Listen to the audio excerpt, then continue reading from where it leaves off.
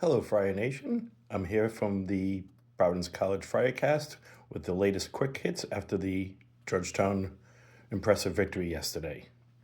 I'd just like to start by saying that I was in a Discord channel last night from Grand Canyon University in Phoenix, and the people there were discussing how impressive the Friar fans and the atmosphere was at the amp yesterday. So, yeah, yes.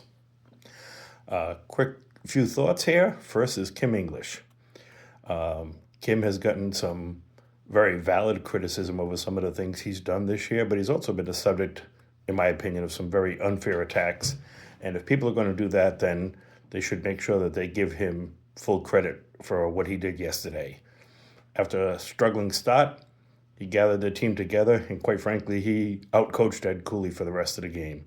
And I say that as someone who believes that Ed Cooley is a top-level coach in college basketball.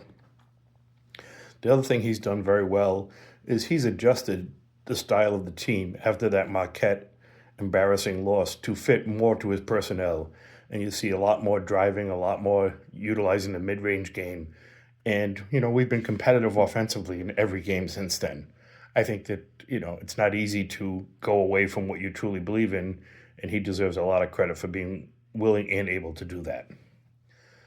The next on my list is Chris DeSantico, Jabri Abdur-Rahim, and Justin Fernandez. You got three guys on the bench who haven't been playing a lot for a while and could very easily have given up on the season.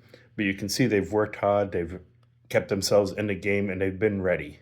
And the last couple of games, they've all stepped forward. Chris, if you saw him yesterday, he looked noticeably leaner and in much better shape. And I was very impressed by the way he did not let Thomas Sorba push him around. Even when he got that foul, which was probably a bad move, it should be noted that Sorba had been pushing people around all game with a series of shoves, and I think that may have been partly why the way that Christ was responding by saying, "You're not doing that to me." Sorba struggled much more in the second half against Christ's defense, and that shouldn't be forgotten. Justin hit several big shots. Jabri, 6 of 6 from the foul line on getting fouled twice on three-pointers. It doesn't show up in his shooting percentage, but that's as good as two makes from three. Next up is Jaden Pierre. Jaden played all 40 minutes yesterday, and you saw early he kept us in the game.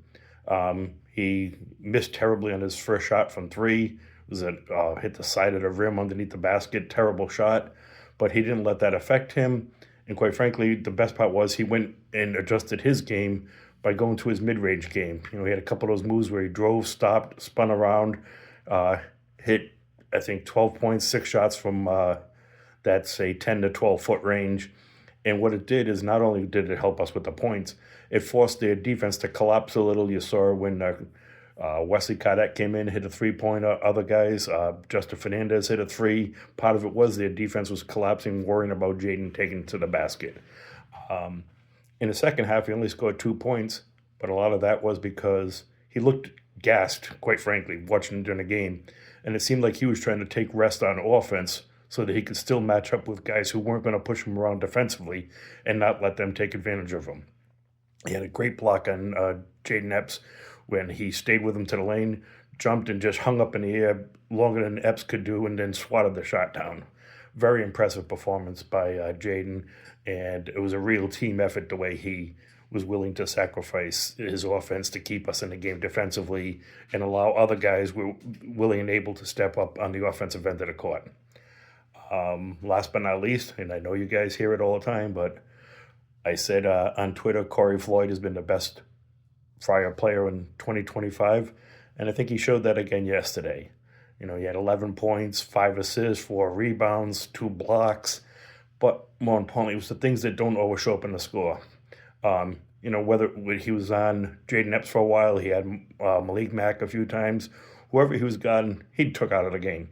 He shut them down. I think he might have given them 1 or 2 baskets on guys he was gotten all game.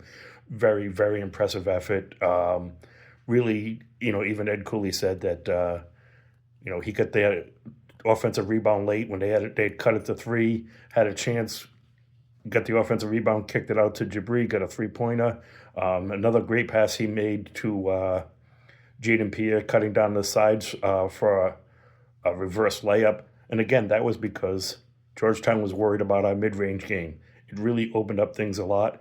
It was great to see, and I think Corey has taken another step to becoming a complete player. Again, if you take out the 3 games when he barely played with Bryce on the floor, he's averaging over 10 points, I think 3 assists and 5 rebounds a game, and still playing top-tier defense. I think that if you're a Friar fan, you had to be pleased at what you see, what you saw yesterday, and there's no reason to believe that the rest of the year we've got a bunch of winnable games, and I think having a winning conference record should be our minimum goal as we head into the Big East tournament in March. So we'll talk to you again soon. We've got 2 big road games this week at Seton Hall and at St. John's. Let's hope we keep things going in the right path, and go Friars.